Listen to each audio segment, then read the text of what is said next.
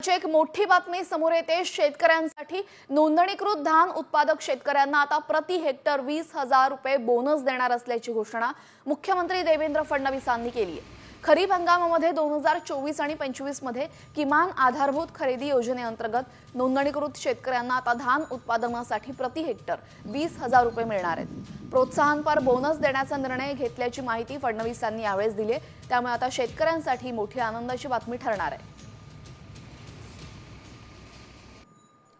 2024-25 मध्ये किमान आधारभूत किंमत खरेदी योजनेअंतर्गत नोंदणीकृत शेतकऱ्यांना धान उत्पादनाकरता त्यांच्या धान लागवडीखालील जमीन धारण्यानुसार प्रति हेक्टरी 20,000 रुपये याप्रमाणे प्रोत्साहनपर राशी म्हणजे बोनस देण्याचा निर्णय केलेला आहे।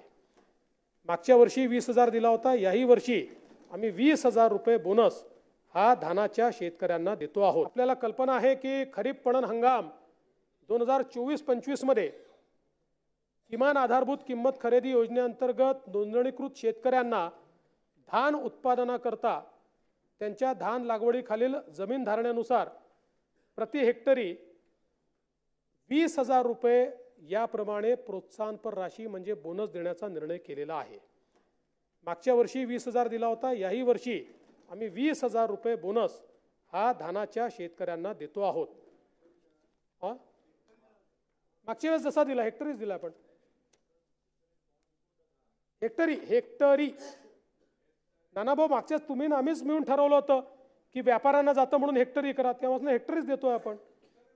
त्यामुळे हेक्टरी आपण या ठिकाणी बोनस देणार आहोत। भास्कररावनी विषय मांडला होता प्रधानमंत्री आवास योजनेच्या संदर्भात, शहरी आणि ग्रामीण याच्यातला। निश्चितपणे या संदर्भात आपण अनुदान वाढीच्या संदर्भात केंद्र सरकारकडे विनंती केलेली आहे की हे अनुदान वाढलं पाहिजे, कारण आपण आपल्या राज्य योजनांचे अनुदान हे वाढवण्याचा विचार करतो आणि त्यामुळे मग जर हे मॅचिंग झालं नाही तर त्यातनं नवीन अडचणी तयार होतील आणि म्हणून त्यातल्या कॅटेगरीज वाढल्या पाहिजे। शहरी, निमशहरी अशा प्रकारच्या आणि ग्रामीणमध्येही अनुदान वाढलं पाहिजे, ही जी आपली मागणी आहे त्याचा प्रयत्न हा केंद्र सरकारकडे आम्ही करतो। हा आहे ना, तो आपलं म्हणणं खरं आहे, कारण आता जवळपास सॅच्युरेशन झालंय। आता जे राहिले आहेत त्यांच्याकडे जागा नाही आहे आणि म्हणूनच परवाचा तुकडेबंदीचा कायदा असेल किंवा गायरान जमीन, आता आपण गायरानचा आहे आणि आता झुडपी जंगलांनी तर मोठा प्रश्न सॉल्व्ह होणार आहे, पण ती अगदी अंतिम टप्प्यात केस ही सुप्रीम कोर्टमध्ये आहे। कोर्ट कमिशनरनी जो रिपोर्ट दिलेला आहे तो आपल्या फेवरचा आहे, त्यामुळे तोही प्रश्न निश्चितपणे या ठिकाणी सॉल्व्ह होईल।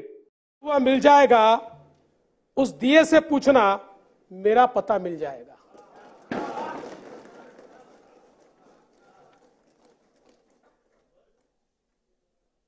आज या निमित्ताने या सभागृहाला आश्वस्त करू इच्छितो, कोणतीही शंका मनात ठेवू नका।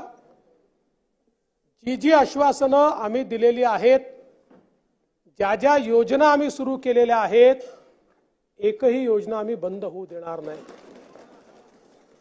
ज्या लाडक्या बहिणींनी महायुतीवर प्रेम दाखवलं,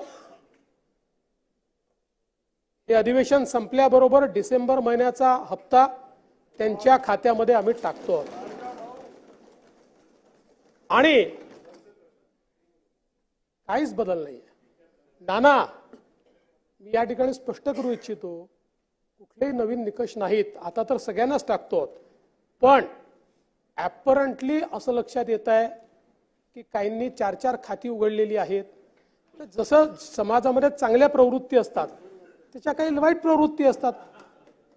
एखादी योजना जर चुकीच्या पद्धतीने कोणी वापरत असेल तर जनतेचा पैसा आहे, तुमची आमची सगळ्यांची जबाबदारी आहे की तो योग्य प्रकारे गेला पाहिजे। आता मागच्या काळात आम्हाला लक्षात आलं माणसानीच 9 खाती काढली, आता त्याला लाडकी बहीण म्हणायचं कसं? बरं, लाडका भाऊ म्हणू शकत नाही, कारण बहिणींच्या पैशावर डल्ला मारतो तो लाडका भाऊ कसा? त्यामुळे असे जे आहेत